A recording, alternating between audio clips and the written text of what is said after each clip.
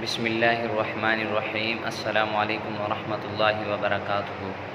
آج آپ کے سامنے ایک مسئلہ پیش فرماؤں گا۔ وہ مسئلہ یہ ہے کہ اگر کوئی شخص نماز پڑھتے وقت اتحیات پر پہنچا اور اتحیات کے اس جز کو یعنی اشہد اللہ الہ الا اللہ و اشہد ان محمد عبدہ و رسولہ کو پڑھتے وقت اپنی شہادت کی انگل نہیں اٹھائی تو اس سے نماز میں کیا خرابی لازم آتی ہے؟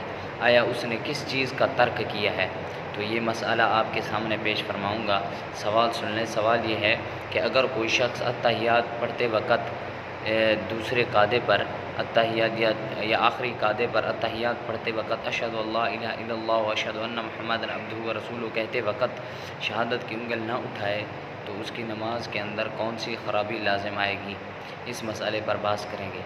تو اس کا جواب یہ ہے کہ اگر کوئی شخص شہادت کی انگل نہ اٹھائے تو وہ سنت سے محروم ہوگا، اور گویا سنت سے محروم ہونا یہ ثواب سے محروم ہونا ہے، اور نماز ہو جائے گی، البتہ سنت سے محروم ہوگا، اور سنت سے محروم ہونا یہ ثواب سے محروم ہونا ہے۔